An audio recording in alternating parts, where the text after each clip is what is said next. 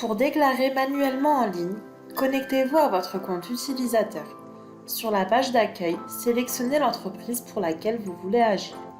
Une fois sur l'espace dédié à l'entreprise, rendez-vous dans l'onglet Déclarer.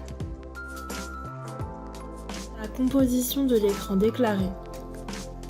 L'écran déclaré se compose d'un tableau de 22 colonnes permettant de saisir, dans les 11 premières colonnes, les informations sur le lien, dans les 11 dernières colonnes, les informations sur les bénéficiaires du lien.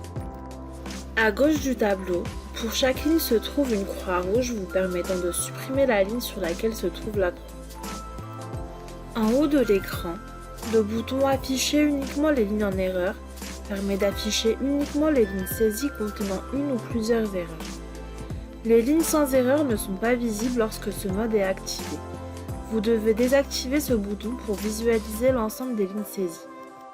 Le bouton Contrôler les lignes permet d'appliquer les contrôles du système sur l'ensemble des lignes saisies à tout moment.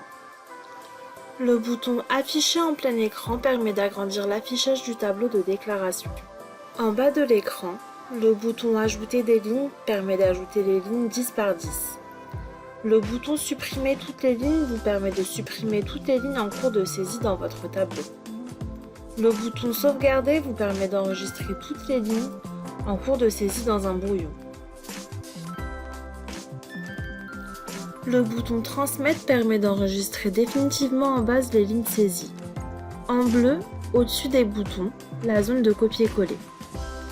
Comment remplir le tableau de déclaration en saisissant manuellement les informations? Les informations à saisir diffèrent selon le type de déclaration et la catégorie de bénéficiaires. Quelques exemples vont vous être donnés.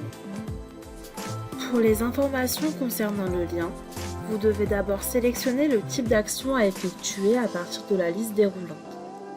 Puis vous allez pouvoir indiquer le type de lien concerné à partir de la liste déroulante. Dans le champ Identifiant unique de la déclaration, saisissez manuellement l'identifiant unique que vous allez attribuer au lien déclaré. Il peut être composé de caractères alphanumériques.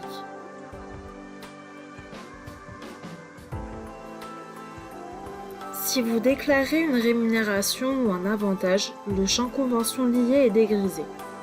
Il est obligatoire pour les rémunérations, facultatif pour les avantages. Attention, vous devez indiquer la convention liée à l'avantage lorsqu'elle existe et est à déclarer en vertu des obligations de transparence santé.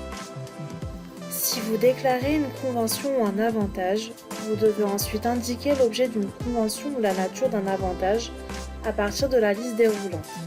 Les valeurs sont différentes selon le type de lien d'intérêt. Dans le cas où l'objet de votre convention ou la nature de l'avantage ne concerne pas l'une des valeurs proposées dans la liste, vous devez obligatoirement apporter des précisions dans le champ Autre.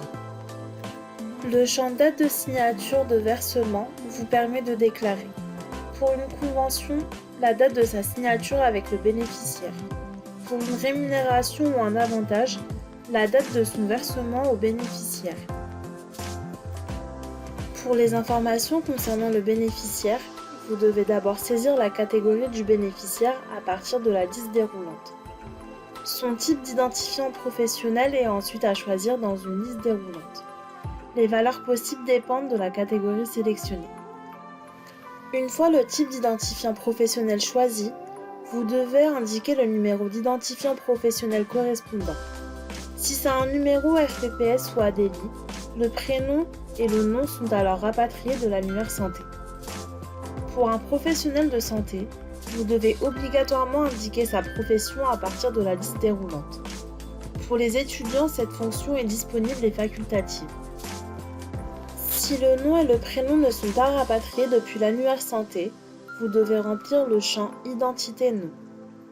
Le champ Structure d'exercice de rattachement est obligatoire pour les étudiants et facultatif pour les professionnels de santé et les vétérinaires.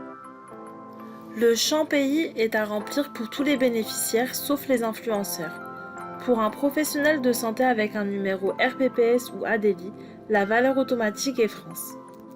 Enfin, saisissez manuellement les informations relatives à son adresse, code postal, ville et adresse.